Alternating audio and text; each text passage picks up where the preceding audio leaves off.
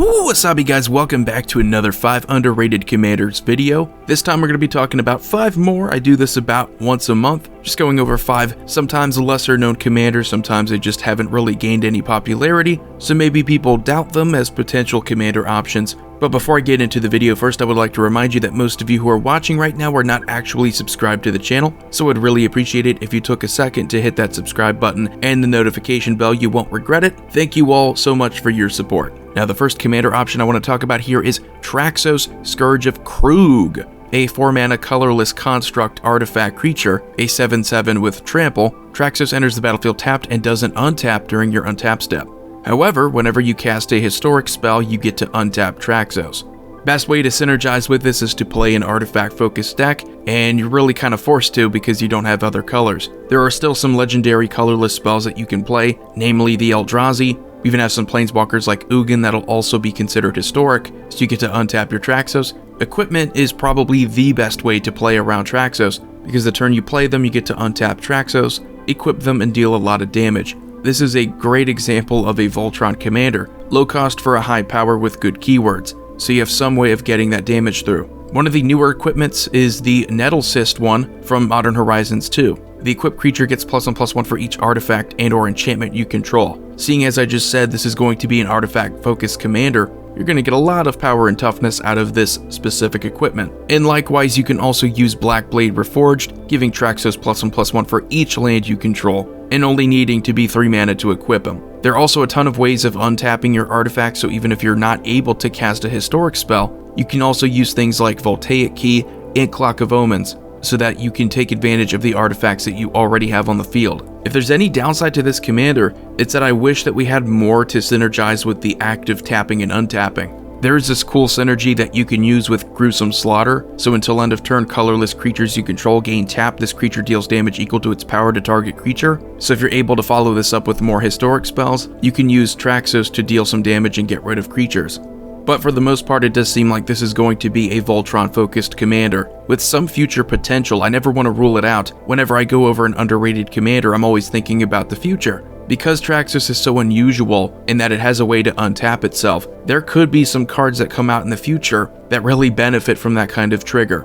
The next commander option we have here is Safys Daughter. Now for what Safy does, I'm actually quite surprised that there are few decks built around her compared to a lot of other Celestia commander options. This is a combo commander. If you have creatures like Revulark, Karmic Guide, Sun Titan, and any good sack outlet, that's probably going to be a win. You have great ways of bringing back creatures in white and green, so this kind of deck is just all about looping those creatures that are capable of dying, bringing themselves back, bringing back other creatures, so you have that loop available. Really confusing because this is only a 2-mana commander option, so this is really a good combo commander because you're able to get her out there consistently without paying too much mana. And you could take advantage of some of the deadliest combos in the game, such as with the Protean Hulk Pattern of Rebirth combo. This will let you get your other combo pieces, start up your own loop, and then use something like a Blasting Station to kill everyone.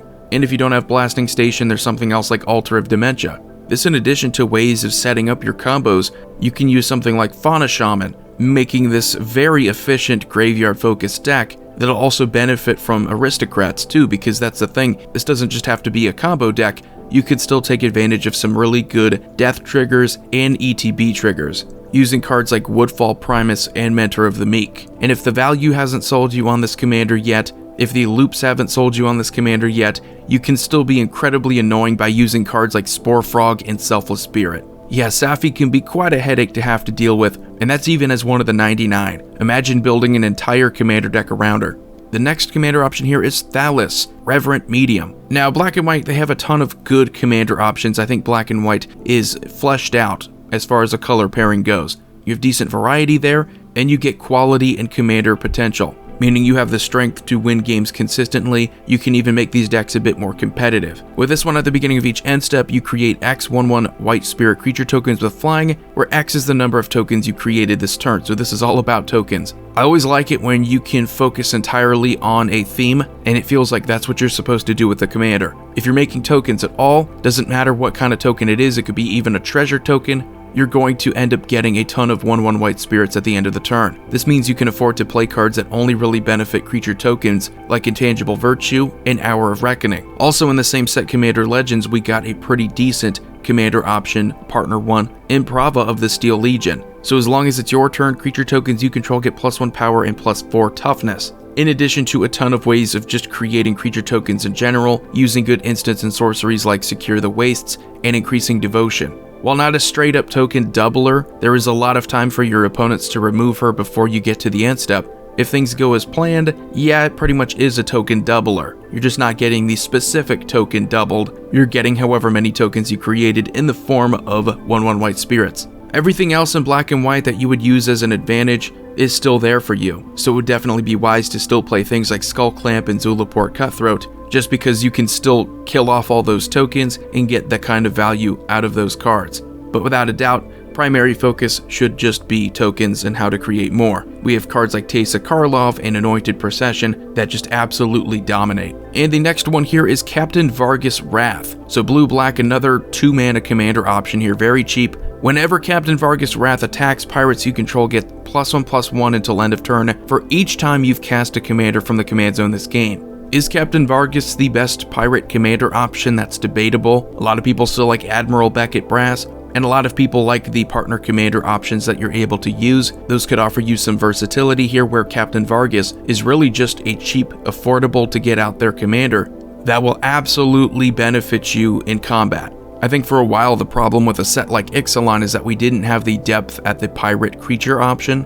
We definitely do now. After Commander Legends, we received a ton of support for pirates in cards like Malcolm Keen-Eyed Navigator, cards like Coercive Recruiter, which will also benefit you in combat, in stealing your opponent's creatures, getting you treasure tokens, you know, the usual stuff that pirates do well. If there's a weakness to pirates is that they're not exactly the biggest creatures, and this was a big problem going back to Ixalan, is that whatever pirates you did have, they were rather unremarkable.